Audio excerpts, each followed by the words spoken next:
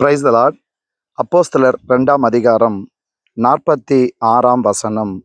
அவர்கள் ஒருமனப்பட்டவர்களாய் தேவாலயத்தில் அனுதினமும் தரித்திருந்து வீடுகள் தோறும் அப்பம் பிட்டு மகிழ்ச்சியோடும் கபடமில்லாத இருதயத்தோடும் போஜனம் பண்ணி என்று இந்த வசனத்துல வாசிக்கிறோம். ஆதி சபையில தேவ ஜனங்கள் அவர்கள் ஒருமனப்பட்டவர்களாய் தேவாலயத்துக்கு அனுதினமும் தரித்திருந்தார்கள். இன்றைக்கு நாமும் கூட விசுவாச வாழ்க்கையில தேவனுக்குள்ள நாம் தேவ சமூகத்துல எவ்வளவு நேரம், எத்தனை நாட்கள் நாம் தேவன் கொடுத்த காலங்களை செலவு செய்கிறோம். இந்த நாளை நாம் பரிசோதனை செய்து பார்க்கும்போது நம்முடைய இருதயத்துல நமக்கு முதலாவது பரிசுத்த ஆவியானவர் எதிர்பார்ப்பது ஒரு மனம். ஒரு சபையில 10 விசுவாசிகள் இருந்தாலும் சரி, 100 விசுவாசிகள் இருந்தாலும் சரி, எந்த சபையில ஒரு மனம் இருக்கிறதோ அந்த சபையை எழுப்புதலை காணும்.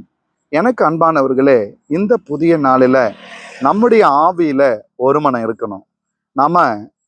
நமக்கான ஜெப பங்காளர்கள், நமக்கான ஊழிய பங்காளர்கள், நமக்கான நம்முடைய விசுவாச ஐக்கியத்துல தேவனுடைய சுவிசேஷ ஊழியத்தை செய்யக்கூடிய நற்செய்தி பங்காளர்கள் நமக்கு ஆவியானவர் தர சித்தம் கொண்டுள்ளார். தேவனுடைய ராஜ்யம் என்பது தனித்து நடத்தப்படுவதல்ல. இது மீட்கப்பட்ட தேவ ஜனங்கள் அவர்கள் குழுவாய் சென்று தேவ ராஜ்யத்தை கட்டி எழுப்புவது. அவர்கள் ஒருமனப்பட்டவர்களாய் தேவாலயத்திலே அனுதினமும் தரித்திருக்க வேண்டுமாம். இன்றைக்கு வாரத்துல ஒரு நாள் மட்டும் நாம போய் சபையில ஆராதிக்க வேண்டிய நேரம் இல்லைங்க.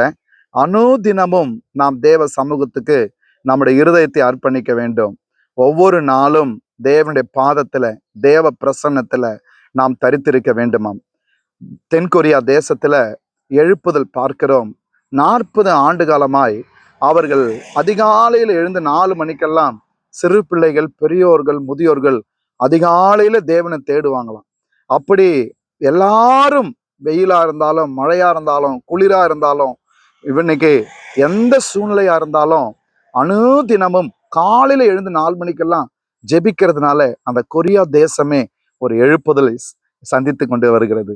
இன்றைக்கும் நம்முடைய சபை, நம்முடைய தேசம், நம்முடைய கிராமம் ஆதி சபையை போல எழுப்புதலை காண வேண்டும் என்றால் ஒரு மனமும் அனுதினமும் தேவ சமூகத்துல நாம் தரித்திருக்க வேண்டும்.